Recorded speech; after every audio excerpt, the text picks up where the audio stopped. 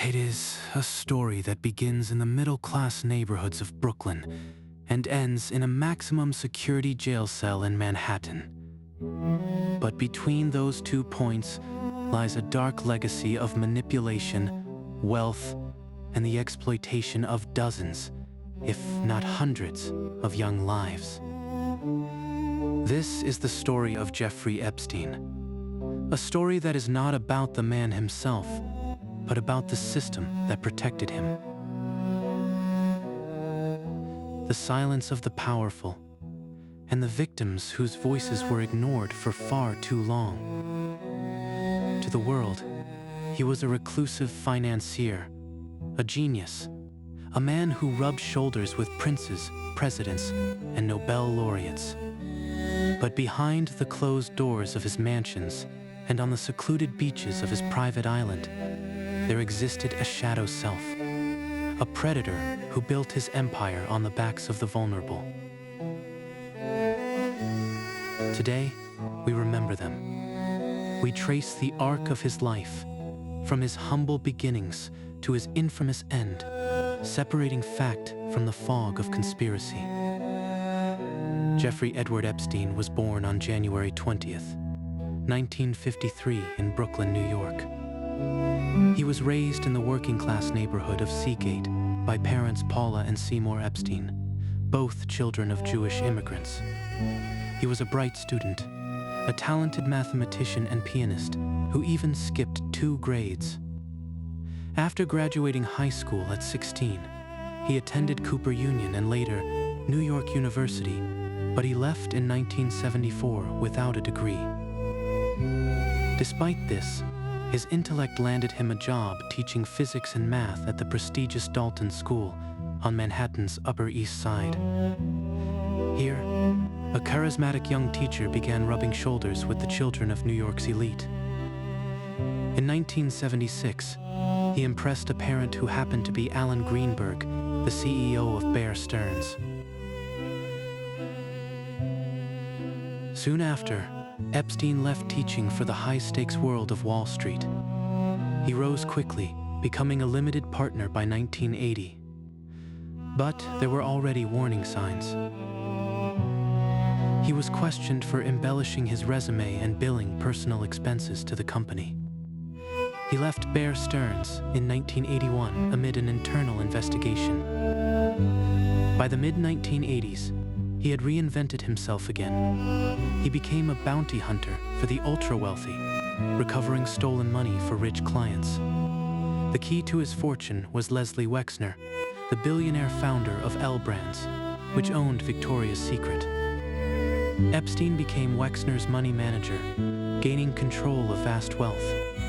In 1998, he purchased his most infamous property, Little St. James, a 72-acre island in the U.S. Virgin Islands. It was here, and in his mansions in Palm Beach, New York, and New Mexico, that the groundwork was being laid for a vast criminal enterprise. He now had the money, the properties, and the connections. All he needed was a recruiter. At the center of this operation was Ghislaine Maxwell, a British socialite and Epstein's confidant. The daughter of the disgraced media tycoon Robert Maxwell, she was Epstein's partner in crime. Survivors would later describe her as the recruiter, the one who found them, befriended them, and brought them into Epstein's world.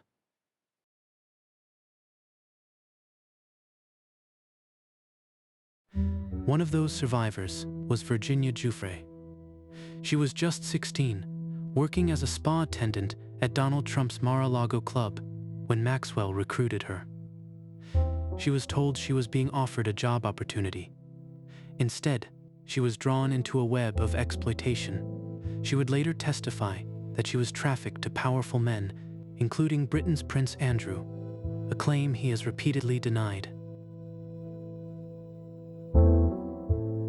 This was the pattern. Find young, often vulnerable girls, groom them with promises of money or mentorship, and then force them into sexual servitude, sometimes lending them out to Epstein's wealthy and powerful associates. It was a pyramid scheme of abuse, and at its apex sat Jeffrey Epstein and Ghislaine Maxwell. The first cracks in the facade appeared in 2005. A woman in Palm Beach, Florida, told police that her 14-year-old stepdaughter had been taken to Epstein's mansion and molested. The police investigation that followed uncovered a pattern. Underage girls were being recruited to give Epstein massages that turned sexual. By 2006, the FBI was involved. They identified nearly 40 victims. It seemed like justice was imminent, but it was not to be. In 2007, federal prosecutors, led by U.S. Attorney Alexander Acosta, struck a secret deal with Epstein's high-powered legal team. It was a non-prosecution agreement. Epstein would plead guilty to 2 lesser state charges, soliciting prostitution from a minor, and in return, the federal government would drop its case. In 2008, he was sentenced to 18 months in a county jail, not a state prison. But the reality of that sentence was a cruel mockery of justice. He served 13 months, but was allowed to leave 6 days a week, 12 hours a day, on work release from his Palm Beach office. He was effectively a free man, able to continue his life while his victims were branded as unreliable by his lawyers. For a decade, the victims' cries for justice were silenced.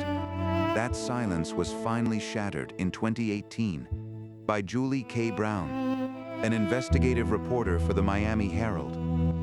Her series of articles exposed the details of the secret plea deal, interviewed dozens of survivors, and gave a voice to more than 80 women who had been ignored for too long. The public outcry was immediate and deafening. The U.S. Justice Department was forced to act. The federal case was reopened. The man who had evaded justice for a decade was now squarely in the crosshairs of the law. On July 6, 2019, Jeffrey Epstein was arrested at a New Jersey airport on federal sex trafficking charges. He was held without bail at the Metropolitan Correctional Center in New York to await trial. The evidence against him was overwhelming. Finally, it seemed, the victims would have their day in court. Then, on the morning of August 10th, 2019, the world woke to shocking news. Jeffrey Epstein was dead. The official ruling by the medical examiner was suicide by hanging. The circumstances surrounding his death were deeply troubling, to say the least. He had been taken off suicide watch just days earlier, despite previous concerns. His cellmate was suddenly removed and not replaced. The guards, who were supposed to check on him every 30 minutes, failed to do so for nearly 3 hours. And the cameras outside his cell door, coincidentally, malfunctioned that night. For a man who was arguably the most high-profile inmate in the country, holding secrets that implicated some of the most powerful people in the world, the level of negligence was staggering. While the official cause was ruled a suicide, the mountain of inconsistencies gave rise to endless conspiracy theories, leaving the families of the victims with more questions than answers. While conspiracy theories flourished, the legal pursuit of his co-conspirators did not end. In 2021, Ghislaine Maxwell was convicted of sex trafficking and other crimes. In 2022, she was sentenced to 20 years in prison. For many, her conviction was a small measure of justice, a sign that the system could work even if it was imperfect. But it could never undo the damage she helped cause. In the years since, the fight for transparency has continued.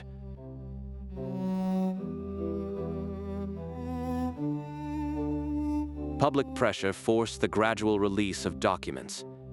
In 2025, Congress passed the Epstein Files Transparency Act, leading to the release of millions of pages of documents. What have we learned from these files? They paint a picture of a sprawling network of abuse. They confirm the horrific scale of the crimes. In February 2026, lawmakers who viewed the unredacted files revealed the youngest victim they had seen referenced was just 9 years old. They also noted that the files mention a high-ranking official in a foreign government. The files also identified individuals previously redacted. Billionaire Leslie Wexner, Epstein's longtime mentor and benefactor, was labeled by the FBI as a potential co-conspirator, though he has consistently denied any knowledge of Epstein's crimes, saying he was conned. For the survivors, however, these revelations are not just headlines. They are not just fodder for conspiracy theorists. They are a painful reliving of trauma. In a joint statement following the 2026 document release, a group of 18 women voiced their frustration. They said once again, survivors are having their names and identifying information exposed, while the men who abused us remain hidden and protected. This is the ultimate tragedy of the Jeffrey Epstein story. The death of Jeffrey Epstein closed a chapter on a criminal, but it did not close the book on the pain. His story is not one of a financier who fell from grace. It is the story of countless young lives who were treated as commodities by a man who used his money and power to avoid accountability for as long as he could. The fight for the full truth continues. The redactions remain a source of anger. But the most important truth, the one that must never be buried under the weight of conspiracy or sensationalism, is this: the victims were real. Their suffering was real. And they deserve to be remembered, not as footnotes in a scandal, but as people whose lives were forever altered by a system that failed them.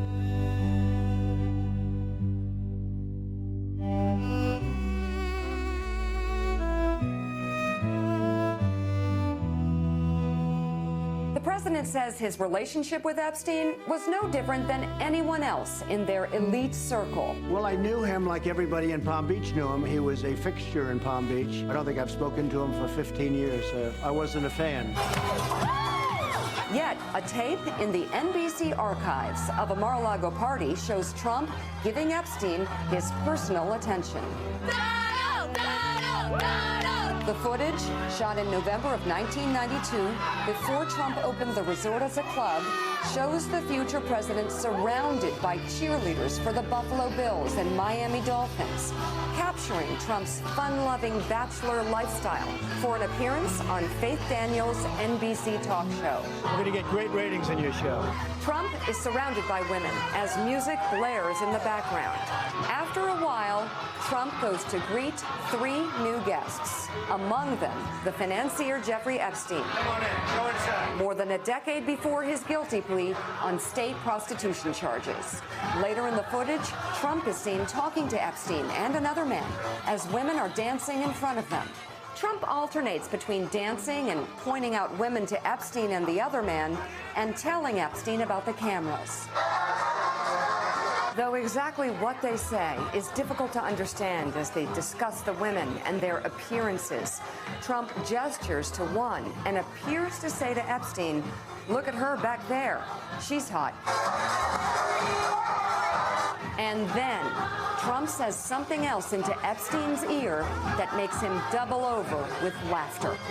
But as the president says now, he never liked Epstein.